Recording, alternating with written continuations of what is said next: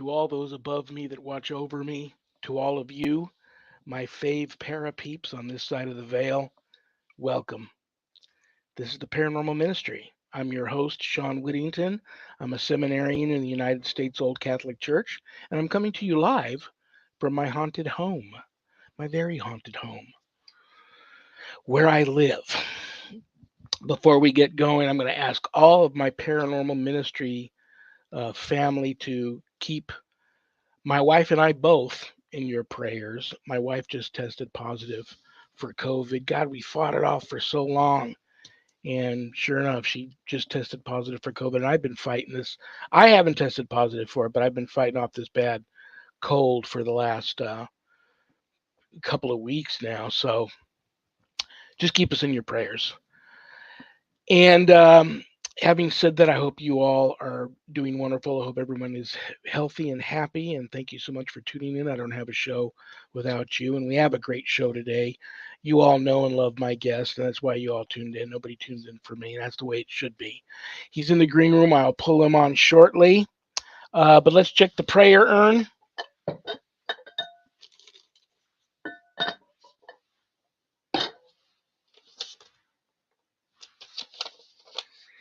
David W. from Las Vegas, Nevada. Hey, Las Vegas. My father's very ill. Oh, I'm sorry to hear that, David. Still home, not yet in hospice. I'm hoping he finds God before it's too late. He is watching today. Can you say something that might help? David, this is a wonderful request. David and your father. Um, hey, listen, that's a personal choice. Everybody, trust me, we all one day will talk to God, whether you believe in him or not. But you know what? My discernment is telling me, reminding me of a beautiful prayer that I'm going to pull out. And it's going to come out of my St. Benedict prayer book. And my guest happens to be a brother, Benedictine monk. So that is so appropriate. So yes, I will say a nice prayer for you. Let me throw this out to you, David. If you and your father want to reach out to me after the show, please do. I'm here for you. And I can talk to your dad and see where he's at on this whole thing we call religion, I guess. We can all use a little more God, no matter where you are in your faith or not. So I'd be more than willing to talk to your father. But this currently is one of my most favorite prayers. And I hope you all enjoy it.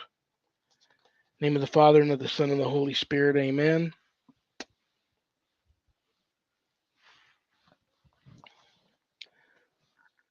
O Lord my God, teach my heart this day where and how to see you, where and how to find you.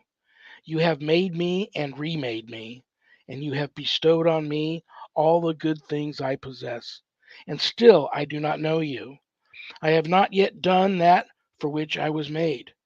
Teach me to seek you, for I cannot seek you unless you teach me, or find you unless you show yourself to me.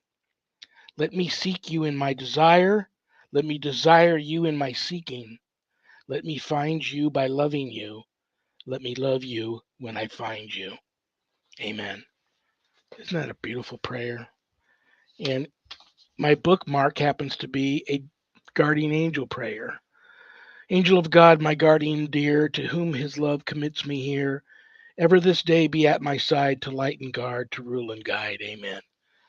All you got to do, David, is ask your guardian angels, and your father's got them too, whether he believes in them or not. Ask his guardian angels to step forward and guide him to where he needs to be. But please reach out to me after the show and we can have this discussion. Let's check the mailbag.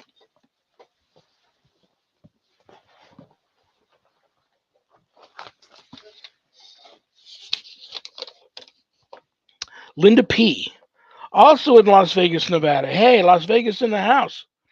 My children love all the paranormal shows. Yep. Uh, and they all want to start ghost hunting. Any advice? 5 question marks. Good luck. Start saving your money. All the kids want all the new expensive gadgets that are out on the market today. So it's all about making the kids happy, right? But this is my advice. You know what? I'm going to keep this question out and run this past my guest too, because he's got a very successful team, has had a very successful team for a long time now. Um, this is my suggestion. This is not a joke. If you're really passionate about being a paranormal investigator, ghost hunter, ghostbuster, um, parapsychologist, whatever, this is not a joke. You got to be very careful, and children especially. I don't know if I want to slap an age limit on when they should start doing this. This is what I will tell you, Linda. They need some training. They need to join a team that's already been doing this for a little bit, who welcome the next generation of ghost hunters to come in and train them properly and get them started on the right, the best foot, good foot forward. Um, and you too, I'm going to throw this offer out to you. Keep me posted on how that's going, but find a good local team. I'll even try and do that for you, to find a good local team here that is willing to train the next generation of ghost hunters coming up. But stress to them to respect the locations, respect the spirits, be careful, don't provoke, and just be careful. And just, I can't say it enough, be careful. Okay, if there's anything you want to know about my wife and I and our ministry work, go to our website, www.ghost-b-gone.biz. If you go there to visit, there's a lot of cool things there to see. Keep in mind that my wife and I don't charge for our ministry work, helping people with their paranormal issues. So I know, brothers and sisters, things are tough, but if you go there and you happen to notice the donate button and you're able to do so, click on it and send my ministry in a small donation. I promise you, it'll be appreciated from the bottom of our hearts. And trust me, we'll put it to good use. I'm also a certified spiritual advisor, so if you're having any issues of a spiritual nature not necessarily attached to the paranormal, there's a place on the website where you can make an appointment to speak with me. But don't leave the website without navigating over to the page called the WSE course/book. On that page, you'll find the Ghost Store. Lots of cool things to buy if you go for that sort of stuff. And everything you buy there, proceeds go to support causes that I support. But scroll past all that stuff and you'll run into my new haunted autobiography, God, Ghosts, and the Paranormal Ministry. And I quote, scariest book I ever published. That was Annette Munich, owner of Stellium Books, my publisher. But don't let that scare you off of purchasing a copy. If you haven't done your good deed for the day yet, part of the proceeds of every sale of every copy of my book goes to support stjude.org, St. Jude's Children's Research Hospital, Nevada, and the ASPCA. It's a no-brainer. How cool is that? You get to help some of the neediest children on the planet and the animals too. You can get the book a little less expensive at Amazon. You can also buy it on the website. It comes autographed and enclosed in a beautiful house blessing kit. So that's pretty cool too. And it's a great time to get the book and get all caught up, because God, Ghost, and the Paranormal Ministry 2, Chronicles of an American Exorcist, comes out in October of this year. So this is a great time to get the first book, get all caught up before you rush right out and get the second one. Scroll a little bit further down past the book, and you'll see the Worldwide Society of Exorcists, which I'm a founding member. I offer a 12-week online college level course, Introduction to Spiritual Warfare, through the WSE. And this is the course for all you true warriors for Christ out there that feel a calling and a longing to want to have more knowledge when it comes to drawing your line in the sand, making a stand, circling the wagons, and putting up a good fight against, God forbid, true evil if it ever comes calling. This is the course for you.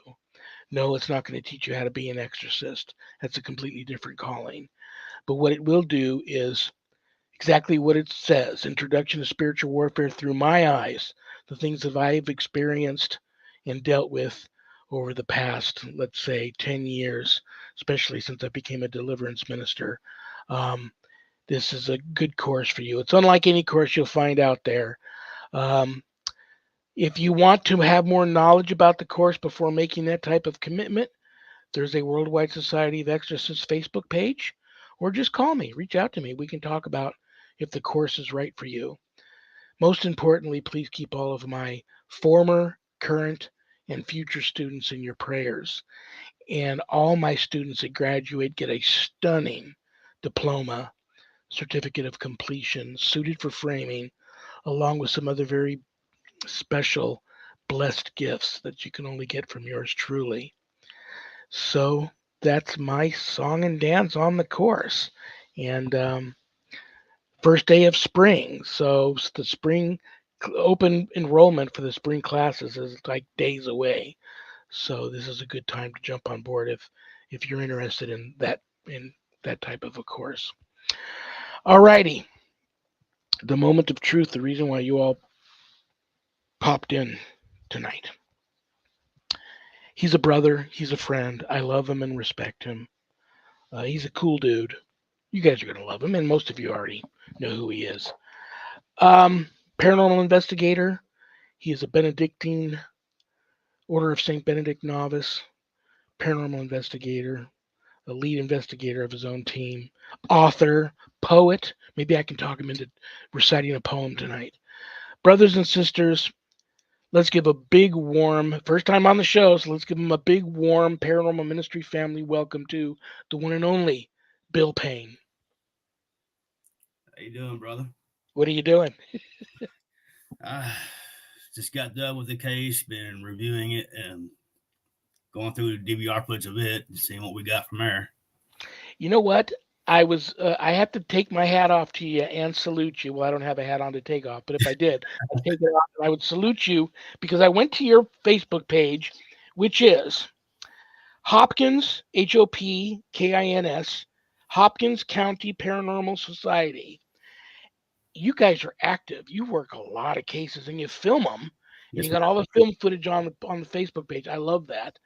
Um, we'll get to all of that, but listen, there's something I got to get off my chest, and I'm gonna try not to get emotional here. Um, I don't know if this is appropriate or not, and forgive me if it's not, but I feel I wouldn't be a friend if I didn't at least bring it up. Um, is there anything you would like to say about Misty? Oh wow. We've And known. if not, brother, it's okay No, it's fine. It's good. because I feel she's here watching. Um, and still so terribly in love with you and watching over you and your kids. And Absolutely. so I felt I would have felt bad if I didn't at least mention her. So please forgive me. Oh no. I actually thank you for the question. But we've known each other since we were kids. She chased after me for 6 years before we even got together. Every time she wanted to date me, I always had a girlfriend at the time. So, So my nickname I gave you, Wild Bill, is appropriate. oh yeah. Finally, we did get together, and after 6 months of dating, I popped the question, and we got married. And we've been married. It'd be 29 years, and this August, and her birthday is actually next week. So me and my daughters we're going to get together and celebrate her birthday. She's never liked the paranormal, but she's always supported me in it and appreciated my reason for doing it because I had a calling for it. It wasn't something I just woke up one morning and decided to do. I felt called to do it, but she's always supported me on it and everything. And that's one thing I can honestly say. I mean, she's always supported me no matter what decision I decided to make, whether it be writing books or doing the paranormal or doing music or being a DJ or whatever. But her death was very unexpected. She spent the last 6 months in the hospital before she finally lost the battle. I mean, she died of a non-alcoholic cirrhosis of the liver, but they found it too late. She'd already had it for 2 years before we knew about it. So it eventually started shutting down her other organs, and that's what led to her death. Well, you know me. You know I'm not hard to find. Anytime you need to reach out uh, for an ear to chew on, or a shoulder to cry on, or someone to beat up on, I'm your man. I pray for her a lot. Every we see each other just about every night at night Right. prayer, and Exactly. I pray for you and her and your kids a lot. So, I like I said, I would have been upset with myself the rest of the night if I hadn't at least brought her up. All right. So, I mean, I can honestly say she was the most selfless, caring, compassionate, loving woman I've ever met in my life, or even human being I've ever met in my life. hang in there, brother. Oh yeah. Hang in there. There's too many.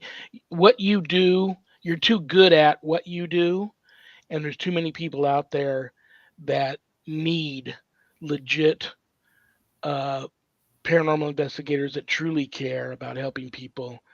That Absolutely. you know, she would want you to, she of course she would want you to not change a thing about who you are and to keep doing what you do. And I know she's there, Oh, still there. So, absolutely. Absolutely. how was your St. Patrick's Day? Uh, Not too bad, actually. I mean, we were actually working a case on St. Patrick's Day of all days. I got funny enough, the first St. Patrick's Day in many years, I got actually messages that felt like condolence messages, like because I don't drink anymore. Back 20 years ago when I met my wife, I was a raging alcoholic and drug addict, and I used to every St. Patrick's Day throw on the kilt. I Mhm. got an authentic Scottish family tartan kilt of my ancestry, and I would throw that on. Sharon had a matching long Scottish woman's evening skirt that matched the same tartan. We Oh would wow. go to the parade and we would go to the pubs, and she would be my designated driver because by the end of the night, her and my buddies are carrying me home. But it's been, I, I don't know, I haven't done that since I stopped drinking and doing drugs, which has been many, many, many, many years. I Mm, don't do it any longer. It's just like St. Patrick's Day is still important to me and I right. celebrate it, but Absolutely. I do it at home now. But my friends are calling me up going, we feel bad for you because we know that your St. Patrick's Days aren't like they used to be. Are you hanging in there? I'm like, I'm hanging in there better now than I ever did when I was going out making a fool out of myself, which now brings me up another question. I gotta ask you this. So I used to, I, I wouldn't dare go out with my kilt on and not be commando style. You've got those beautiful Benedictine monk robes you wear. What do Mm. you guys wear under them? Are you guys commando under there? Oh no, no, no, no. I always make sure I got a pair of slacks on at least. Beautiful, beautiful robes. I know Bishop Long has asked me many times, when are you going to join the Benedictines? Here's my story. I'm going to tell you this. I haven't told him this, but this is between us. I know he doesn't watch my show. um, I I'm honored by the request, and I most certainly that's what I've been reading about Saint Benedict. I already knew a lot about him, but been reading a lot about him. Got some books on him. I've got a couple of different prayer books on him. My answer was already yes before he even asked me.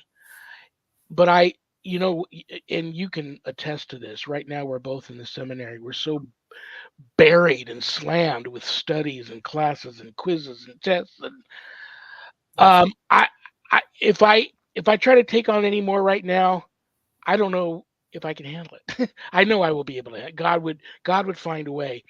But I want to get through this first. I want to get through the seminary first. I want to, at the very least, be ordained into the diaconate, and then hopefully Right. go on into the priesthood, and then yes, that's at the top of the list to join your guys' order. Um, and I love, and they're not called robes, they're habits. I Mhm. love the Benedictine habit. It's got to be one of the most beautiful monk habits I've ever seen. Oh, So absolutely, absolutely. it'll happen. And I understand we may all get together later this year for a retreat. And who knows, it may happen then I believe he was for talking me. about Paul, wasn't he? I don't know. I haven't heard anything other than the last time he threw it out there to us to start looking for in his neck of the woods places that could put us all up for the weekend where they have a place where he could do the ceremonies and or do ordaining and have mass and all that. So that's the last time I've heard about it. So I don't know. So we'll see. Listen, this tonight's you've got a lot of fans and followers out there. I don't know if you knew that. This show tonight has taken on a life of its own. As soon as I posted about a week or so ago that you were going to be on, people sent in questions for you. So I'm just going to go down the list of what people have sent me questions and to ask you. Okay. And if I ask you anything that you don't want to talk about, just tell me, Shawn. I'd rather move on off that topic, and we will.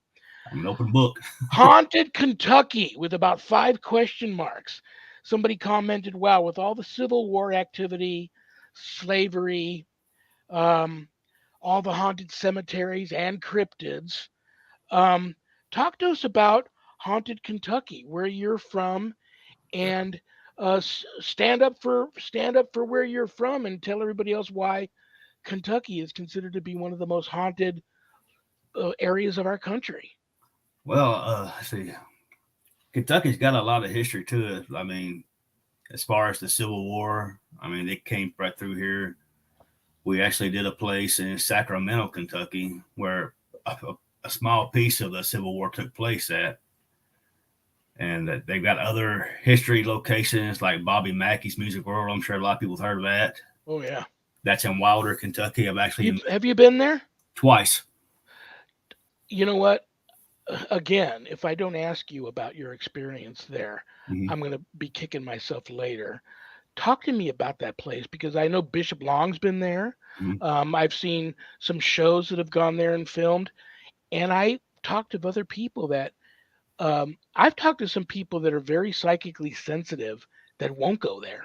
Right. They've been near it and won't go. They won't go in or go by it. Talk to me about your experience there at Bobby Mackey's. The first time I went there, we were investigating and down in the well area where supposedly that's where they threw Pearl Bryan's head down into the actual well. We were asking a few questions, and I'd asked the question if it was true that satanic worship took place there, and a voice comes across and says no. The actual satanic practice happened about a mile or two away from there, and that's also Pearl Bryan wasn't decapitated there. She was decapitated at least 2 or 3 miles away from Bobby Mackey's, but they took her head there and disposed of it in the river. Wow. Through the well. And something did actually try to attach itself to me after the investigation from there. I had caught my ride back to Evansville, Indiana, and me and the guy I rode with, we were just sitting there talking, and it was like 5, 6 o'clock in the morning. It was pouring down rain. And a loud bang hit the back of his truck. And we both turned around at the same time and looked back behind us, nothing there. And my ride pulls up, and I'm getting my equipment out, and my hand radio turns on by itself to the weather station, which at that time I didn't even know I had a weather station channel on it.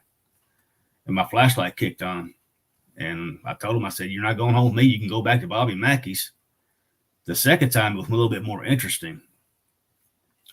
While there, me and a friend of mine were upstairs in Carl Lawson's room. We were sitting there and doing a little investigation, and clearly both of us heard footsteps just circling us, like it was trying to fill us out.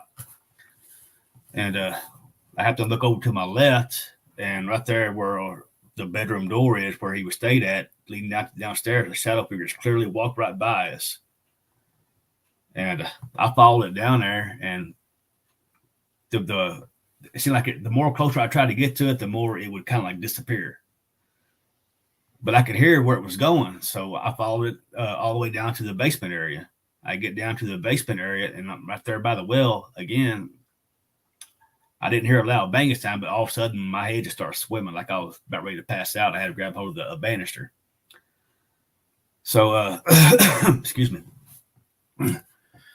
We started asking questions there, and I asked the question. I said, Pearl, is it true that Antonio did not want you to tell your story? And it seemed like it's just that as soon as she was started to come across, a voice come across said, be quiet. Like it was telling her not to say a word. So I mean, I never felt anything really negative or demonic there. But I get this, like I tell people, it depends on your intentions. If you go in there asking to get scratched, asking to calling it out, then yeah, I mean, most likely you are going to get attacked. But if you go in there with respect, it's a whole different ball game. So I mean, but I've also heard too that there's been a couple of exorcisms done there, so that could be why I at that moment I didn't have any like demonic attacks or experiences. So I guess it, but like I tell people, you get more bees with honey than you do going asking the bee scratch, because a lot of people consider that provoking or taunting. That's not provoking. That's inviting. There's a difference. Well, you got to take that whole area there is so seeped in history, Oh, a absolutely. lot of violent history too. But you take the guy that owns the place; he's just a musician, an artist. He's And not yeah, he's not a paranormal dude. But so many attacks have occurred during regular business hours when people are there dancing, having a drink, watching the band, that he had to post. It takes a lot for an owner of a club like that to post signs absolutely covering his own rear end that enter my club at your own risk because it's known to be haunted. haunted and there's been attacks.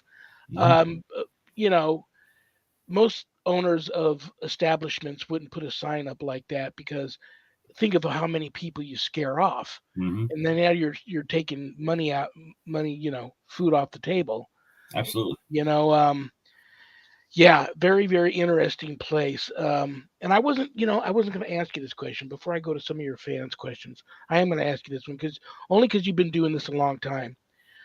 Um, they've got all the theories about the ley lines and um, railroad tracks Mm-hmm. across America and bodies of water, whether it be running or still bodies of water like lakes and stuff. And then Bobby Mackey's got that running. Um, Licking River. Yeah, right behind it. What's your take and feeling on the theories about if there truly seems to be more paranormal activity around ley lines or where you see a lot of railroad tracks crossings in certain areas and bodies of water? What's your take on that?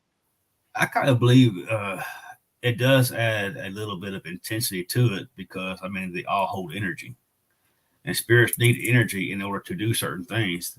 And for instance, to speak, it takes a little bit of energy for them to speak to come through as an EVP. It takes a little bit more energy for them to come through as a disembodied voice. It takes even a little bit more energy in order to manifest themselves into a silhouette or a shadow, and even more energy to fully manifest themselves into a full body figure to where we can see who they actually are. But I mean, we all know that water is a source of energy and a source of power, as far just as well as ley lines. I mean, they all put off EMF, and we all know EMF is created from anything that holds power to it. So I believe it adds a certain amount of intensity to it, just as well as thunderstorms. Yeah, I forgot about the thunderstorm one. I have been out many years ago as I used to give tours of a haunted pet cemetery here in town. And whenever we went out and the weather was bad, like especially during the summer when ghost tours are most active in this town, we get monsoon season here in Vegas, and we get some pretty radical thunderstorms going on. And it always seemed on those, and I used to log it. Oh, excuse me. It always seemed the activity would increase during the heightened Mm-hmm. active weather patterns with Right. all of that electricity and energy in the atmosphere. Very interesting. Um, you've got a very I read your bio. You got a very interesting background. Um, and here you go. Next question. Somebody wants to know about your paranormal journey. I think in your bio you mentioned you had a paranormal journey, but I don't think you specifically went into detail about that. How does a good old country boy uh, become this? And I'm going to ask you the difference between a religious demonologist and a demonologist, but Right. you're also a religious demonologist, very talented paranormal investigator. I I too am interested in how that journey starts for you. I started about 20 years ago. I mean, I've always been interested in the paranormal, even as a teenager. I always read books, watched TV shows about it, studied it, researched it. Any book I could find, any TV show I could find, movie I could find. Now, what was at that point? What about it built this passion? It was basically curiosity. Like, how does, I mean, we've always taught growing up, I mean, once someone dies, that's it. I mean, they're done with it. But then I found books and everything about ghosts. I was like, okay, what is this? And I kind of started reading it and I couldn't put it down. Because like I said, I was always taught once someone dies, they're gone. I mean, that's it. Then I started reading this book. It's like, okay, this can't be what I've been told can't be true if this is what's going on here. So that kind of got me interested into the paranormal. And even in high school, I mean, I would do my book reports and stuff like that on ghosts, spirits, the occult, and stuff like that right there. Yeah. So the older I got, I mean, I just kept reading, kept researching. And then I lost my brother about 15, 20 years ago to suicide. And I was sitting at home one day, and next thing I know, I heard it sound like someone took our screen door and just slammed it. And one of the pictures come off the wall. I was like, okay, was that him or is this something else? Because I mean, my brother, the whole time he was growing up, also he always seen demons. I mean, actual demons. Wow. They would actually follow him from a young kid from my uncle's house and then chase him all the way home. And he'd be laying in bed and he'd hear like tapping on the window thing, open it up, and he'd always describe it as a black figure with a hood and couldn't see his face. And it followed him from the time he was a kid till the time he was an adult. And did you believe him?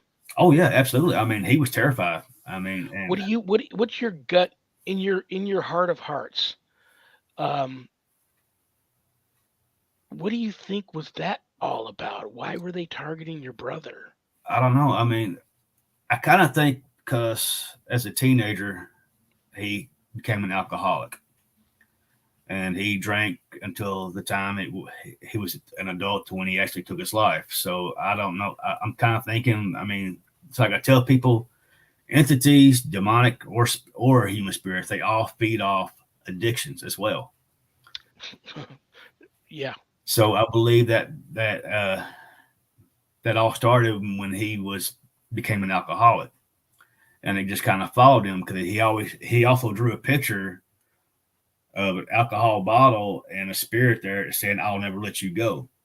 You know, many people get even sometimes they're having these experiences before they even turn to alcohol and drugs, and that sometimes gets them to do that because they don't know what else to turn to. Mm-hmm. I'm going to ask you a weird question again. If I ever ask anything that's inappropriate, I apologize. You know I love you. Oh, absolutely. Let me ask you this question. You now are such a religious person, a very blessed person, a religious person. Do you feel in your heart of hearts your brother found God before he took his life? I believe he did. I mean, you think that the demonic was behind that? Absolutely, I do. I mean, I absolutely 100% believe that the demonic was behind it. Wow. Because I mean, after my brother passed away, my oldest daughter, she was laying in bed one time and she described the exact same thing that he had seen. So I mean, that's one of the reasons also why I got into the paranormal and studied demonology and studied the paranormal and everything. I mean, that kind of I felt like God was calling me saying, "Hey, this is two now. That's just seeing the same thing." Absolutely. So Absolutely. I believe God called me to it. Okay, here we're going to get a little deep here. This is a basic question. So you believe in ghosts? Yeah, yes. What do you think a ghost is? Well, people got their own ideas about. They say there's a difference between a ghost and a spirit. To me, I can kind of see where they come from because they describe a ghost as something that more residual that's brought on by, which is based on the stone tape theory that everything holds energy, and a ghost is basically that where the residual, you can't communicate with them, they can't communicate with you, just like they're stuck on a time loop, like a movie replaying itself over and over again. And some believe the actual spirit is the human spirit side, which is the intelligent side, to where they can communicate with you and you can't communicate with them. But to me, I mean, I got my own beliefs that they're pretty much the same thing. So I believe they're just the energy left over from it's a spirit from a deceased human being. Yeah, I'm in that camp with you. A ghost is a ghost is a ghost. Mm-hmm. I've gone into places where it was there were things happening that where everyone thought that got went in there and investigated that it was uh, residual, and then I was able to find something intelligent about the haunt once I really got into it and pried. Um, okay, let's get a little deeper here. Many people in our field, like we're both going to be we're both heavily involved in clergy right now, laity, the clergy, and I think you and I will be doing that until the day we die. Absolutely. Um, Many clergy only believe in angels and demons and don't believe in ghosts. I do believe, I'm the first one to admit, I do believe there's been times where I have thought I was dealing with a disembodied human spirit, but it was really a demon fooling me. Oh, And I yeah. do believe sometimes I was dealing with the demonic because it was really a disembodied human spirit that was just really behaved in a malevolent manner. It was just a old, pissed off ghost, excuse my French, and it behaved very malevolent. So I'm only human, you know. I think I've been fooled a time or two. Oh, yeah. We all have. Um, I want you to tell people. I already know you. I already know that you know the devil is real. I already know you know demons are real. Mm-hmm. Tell people about the devil and what he's up to nowadays, because it seems like the demonic has been really active in our world nowadays, and talk to people about demons and why they have to be very careful about the way they live their lives, especially if they're going to go and try and be a ghost hunter. All right. About all those dangers and why you and I believe in the devil and demons. Well, it's like the old saying goes: the devil's cleverest trick is to make someone believe he doesn't exist. And just because they don't believe in Satan doesn't mean Satan don't believe in them, because Satan believes in all of us. And I mean, and the thing is too, uh, there's only four types of hauntings: the human, which involves the residual and the intelligent; poltergeist, which isn't a demon or a spirit, it's brought on by someone's own emotions; elemental, which is nature spirits; and then the demonic. But they all four can resemble each other. They can imitate each other. The thing is to learn what you're dealing with and learn to tell the signs of which one you're dealing with. Because just like I tell people, when it comes to demonic, a demonic isn't going to tell you it's a demon.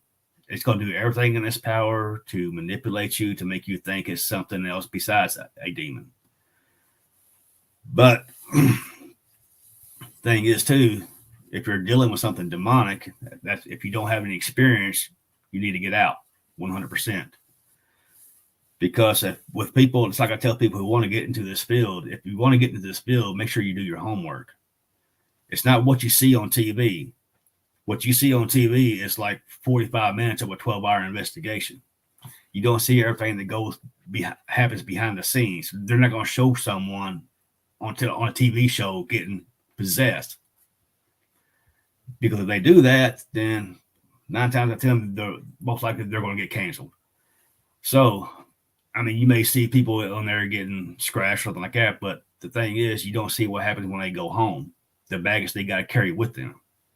In this field, things do follow you home. Things can attach to you, and they can attack your family. It's a very dangerous field. Do your homework. Make sure you know what you're getting into. Learn how to protect yourself. Don't go in like all these other shows and start screaming at them, Yeah. calling them out, do this, do that. I Yeah. don't believe you're real. If you are, then do this. Like I said, that's not taunting. That's inviting. Do you in your when you find yourself in the presence, God forbid, of the demonic, Mm-hmm. do you a lot of people in our field, a lot of clergy, deliverance ministers, and so forth, um, from different walks of faith than us, believe in religious provocation. I personally have never done that. What's your thinking on that, and in your approach to the demonic when you find yourself in that realm? Do you tend to do any type of provocation? I use what's called religious provocation on on some occasions. So, and what that consists of, it's not going there saying, "Okay, demon, I'm a God. Come if you can't hurt me." No, you don't do that. What I consider religious provocation, I may say a few prayers just to see what kind of reaction I get. I may quote a few Bible scriptures just to see what happens. I may play a few gospel songs to see what happens, or I may speak a They little bit, hate that. or or They or hate that. or I may speak a little bit of Latin. I mean, just to see what happens. Like, for instance, I may say, "In nomine Patris et Filii et Spiritus Sancti, Yeah. Vade Reto Satana." That means in the name of the Father, Son, and Holy Spirit, devil be gone. And or just to see what happens, just see if they know what I'm saying. Just see if I'll say something like, "Okay, can you tell me what language that was?" Just to see if I get an answer. Or I say, "Can you tell me what I just said?" Just see if I get an answer. And 99 times out of 100, I get no reaction. And if it was truly demonic, then you know that you would actually get a reaction out of that, because everybody knows the devil and the demons, they don't like anything religious, that anything religious is going to piss them off. Yeah. So, I mean, that's one way that you can normally tell what you're actually dealing with. And I do that just to see if I'm dealing with a human spirit or a demonic spirit. So, and that way, if it is demonic, then I know, okay, Bishop needs to be involved. If it's the human spirit, then I'll do something like a human cleansing, a basic cleansing and blessing, just to see if that helps. If it gets more violent, then I know I need to call a bishop. Yeah. I have to ask you this question. Mm-hmm. Linda P. here from my hometown, Las Vegas, says, "My children love all the paranormal shows," and you mentioned the shows, "and Mm-hmm. they all want to be ghost hunters. Any advice?" Now, after you answer this, there's no wrong answer here. After you put your 2 cents in on this request from Linda of any advice, then I would like you to introduce your team to everyone, and tell us a little bit about how the team came together. Uh, my team is Hopkins County Paranormal Society, and I started it about 20 years ago. I started out with just myself, and I was down at the library once and checking out some books on the paranormal, some demonologist books like Ed and Lorraine Warren. Uh, reading those, and the lady who was checking me out with the books, she started going into some experiences she's been having down there at the library, which the library is what was actually my old school back when I was in junior high. So I kind of knew the school itself, and she was telling us some things that were going on there, and I said, "Well, I can come out. I can come down after hours if you want me to, just see what I can experience if you want me to." And after hours, she called me down there, and I started out with the only equipment I had at the time was two digital recorders, a digital camera, and a flashlight. That was my first equipment. So we set up a couple of recorders down there, and we actually got it.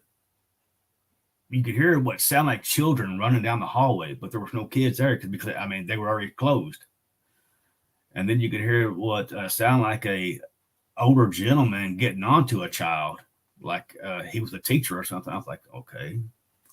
So edited that down. Yeah, I gave it to her for her own keepings. And I said, okay, well, maybe I needed to start doing this full time. I mean, because like I said, I felt God was pulling me in that direction. So I just put a ad out on the paper and made a post on Facebook looking for investigators, and started getting phone calls and everything. And that's pretty much how Hopkins County Paranormal Society was built. Very, very cool. So now Linda comes to you. Mm-hmm. Wild Bill, my kids all want to be ghost hunters. They love the shows. Any advice? My advice is, like I said, don't believe what you see on TV. It's nothing like you see on TV. Do your homework, do your research, make sure you are doing it for the right reasons and not the wrong reasons. Because there's no money in this field. We do it because we're called to do it. We do it because we're passionate about it. We love it. And we do it to help people, not to get famous, not to get rich, not to get notoriety or nothing like that. You do it because you want to help people. That's the main thing. And learn to tell what each type of haunting consists of. That way you know what you're dealing with. Don't taunt, don't provoke. If it's something that's out of your hands, find someone who's got the experience to handle it. If you can't, then look for a pastor, a preacher, or a priest who may have the experience to go in and do it. Make sure that you keep everyone safe. Don't do it by yourself. Join somebody who knows what they're doing. Learn from them, and that's the best advice I can give. Hey, Bill, I have a question for you. Adrian went and she was in an investigation the other night that we broadcast live. And I just noticed on your Facebook page, and I'm going to share it here real quick. You're wearing a hoodie with a symbol on it. That symbol did that come from the Vatican? No, I actually had that made from a friend of mine. She does t-shirts and hoodies, and I also hold on one second. Oh, there, the Saint Benedict cross on that sweatshirt. That's Yeah, beautiful. and that's kind of why I'm asking this, because And I also we were told what that meant. Yes, I got that Saint Benedict tattoo that I wear along with it. Do you know what the words around that mean? Yes. What is it? All right. You got that right here. If I can find it Let's in see the if book. it's the same as what he told us. The CSPB, that's cross of our Father Saint Benedict. That's what the CSPB stands for. Okay. The CSSML, Crux Sacra Sit Mihi Lux, that means may the Holy Cross be our light. Okay. The NDSMD, Non Draco Sit Mihi Dux, that means let not the dragon be our guide. Okay, that was completely different. Then this one had it on the cornerstone of the church, and it said what it was supposed to mean on the outside of it was in Latin, and it said any spirits that like pretty much from an exorcism, any spirits that are exorcised will live in this ground forever, never to come out. No, that's not what the letters stand for. The letters going around the VRS and all that are going around. What that's saying is, be gone, Satan. Do not offer me your vanities. What you offer is poison. Drink thy own poison yourself. Okay. Well, thank you very much for that. Yeah, we had a 3-hour live. Well, actually, it was about an hour and a half of live investigation. Other than that, a lot of people got to watch me talk. Lucky them. Right. And that seal showed up on the floor in the chapel. Wow. And it was in other places. So yeah, when I took and I was sharing your Facebook page, I saw that and I got all excited. I was like a little kid in school. I'm like, so yeah, I just wanted to find out about that. But thank you very much for I actually have one of those right here that Bishop Long gave me.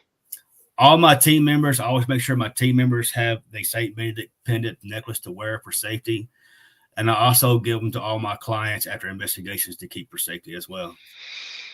Well, I greatly appreciate that information. Thank you. You're very welcome. That was a great question. Yes, it was. He always comes up with the better questions than I ask. I love that medal. I have. I would have to say my house is covered, just about every room, wall to wall, ceiling to floor, with crucifixes with corpses on them. And I would probably have to say half of them are Saint Benedict crucifixes, which is behind the corpus of Jesus. On Right. there is the medallion. Some have the one side with the cross. Some have the outline of Benedict with the wording, Satan, drink your own poison. Yeah. I love that medal. I got that one up there too. Yeah, there you go. Mm-hmm. Listen, I'm going to ask you something here. We've got about 5 minutes before I got to say goodbye to you. If there's Okay. not enough time or you don't want to, that's okay. But I happen to know how hard it is to be a talented poet.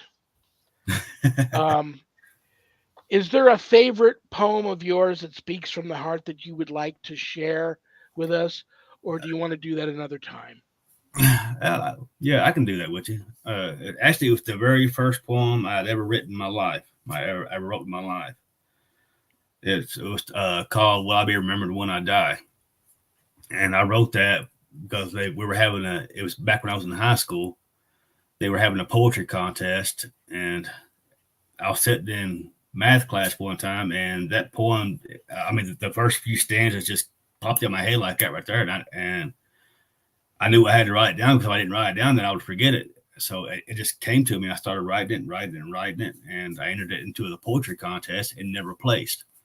My younger brother, they were having a poetry contest at their school in elementary. I didn't know this. He took my poem, rewrote it, took it to school, entered it into the poetry contest, and won first place. Every teacher, every student in his class wanted a copy of it. So, I mean, I had to say that's probably one of my favorite poems, because, I mean, just for that memory alone. So, and it's actually in my book here.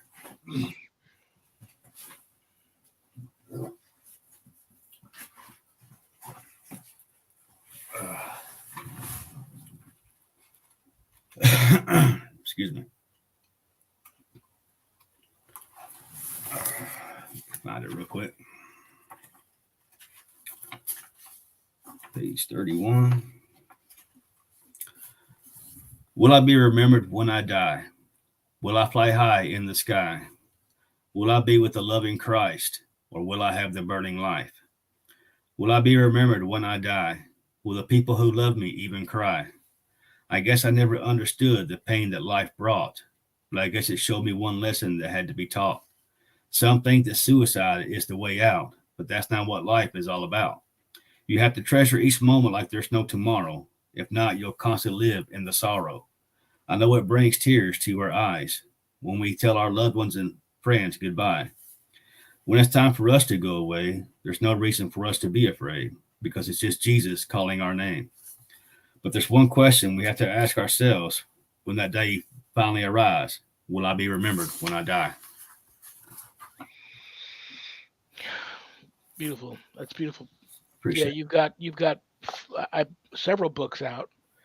Couple, if not most of them, are of poetry that you've written. That's such a I'm not going to say lost art form, but I don't know very many people that write poetry. I can count them on one hand, I think, and you're one of those fingers. Mm-hmm. I think that's beautiful, man. Don't stop doing that. You've got a real talent for that. Appreciate it. What else do I want to say to you before I have to say goodnight? I got about 30 seconds before I got to say goodbye to you. One of my all-time, it's near the top of the list of places where I am going to go one of these days. I don't travel well, but I'm going to go one of these days. And that's anywhere near the Legend of the Bell Witch. I know you probably live about an hour from there. I've actually, Joe Bell's cabin is down. It's the only cabin left standing. And they moved that to the museum. I've actually investigated it 3 or 4 times. Wow. John Bell took lumber from his cabin to build Joe's cabin, and it's each time I've been down there to investigate that cabin, I've never left it disappointed. I bet. I bet. I am so. That's just one of the stories that I've always, from the very first time when I was young and read about it, has always stuck with me, and it's on the top of my list of places to go. Well, listen, I told you in the green room before we started that I only had one rule, and that was for you to have fun. So you're going to want to come back Did you have fun, and will you come back? Oh, absolutely, brother. Anytime. You know I love you. You know I respect you. Hopefully we'll get to see each other face to face later this year if we have this retreat and everybody shows up for their different ordinations into wherever they're going on their path. Yeah, Um, give all the rest of your family a big hug for me. Tell everybody I said hi. absolutely.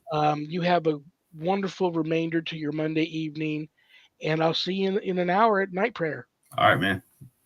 All right, brother. I'll talk to you soon. All right, love you. Love you too. Good night. Good night. Brother Bill Payne, OSB novice, religious demonologist, seminarian in the United States Old Catholic Church. Um, Hopkins County Paranormal Society. Follow them. What else do I want to say to you guys other than thank you all so very much for taking an hour out of your busy Monday evenings to hang out with me and Bill. I promise you he'll be back. We're just now starting the first day of spring. We're entering, a lot of people are fair weathered paranormal investigators, so I'm sure him and his team will be doing, especially back in his neck of the woods, will be doing some investigating. They just worked a case this past week. I should have asked him about that. Anyway, um, yeah, I'll have him back this summer after he's got some cases under his belt. He'll probably have some really cool stories to tell, and I'll try to get him to recite some more poetry. I love that stuff. So I will be here this coming Friday. It's the last of my 3 Fridays in a row that are all Irish because of in honor of St. Patrick's Day, which was last Friday. We're back to Ireland this coming Friday, the 24th. Jenny Sullivan Sannyasi will be my guest, and she is you guys all know her and love her. She's a paranormal enthusiast, a paranormal authority, an elite ghost hunter, ghostbuster, you name it. She will be here live from Ireland this Friday, the 24th. Um, what else do I want to tell you guys? I want to thank some people here.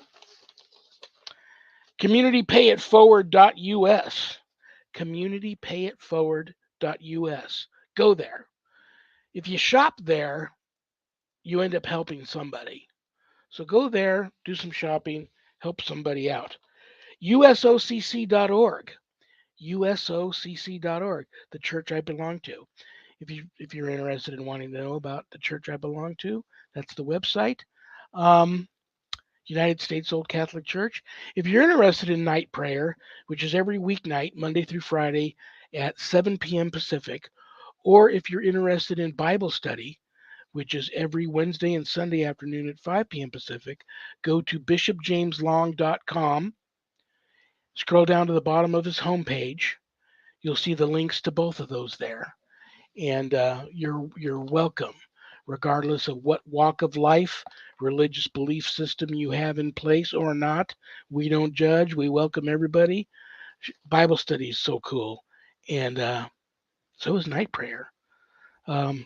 So there you go. Thank you to Zach and Adrian Clayton, my co-producers.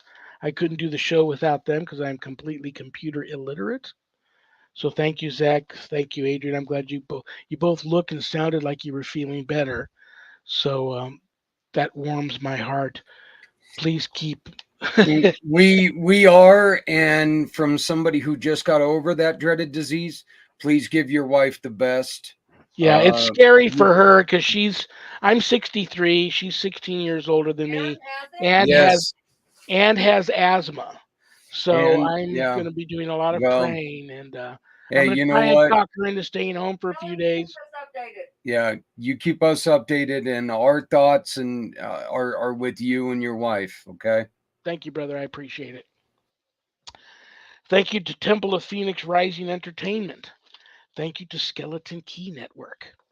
Thank you to PACT, little P, capital ACT, Podcasting for All Coming Together channel. And thank you to Things Network. All of those networks for simulcasting my show. God bless you all for doing that. Also, BeInspiredRadio.net. BeInspiredRadio.net. Chicky Hot, the rock psychic, that's her network.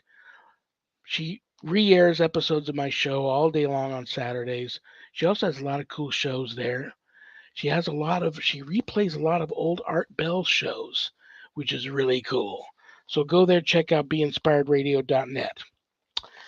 Bad joke time. I'm going to pull a bad joke that one of you sent in out of this haunted carnival barker hat. And it's my poor attempt to try and put a smile on everybody's face before I say goodnight.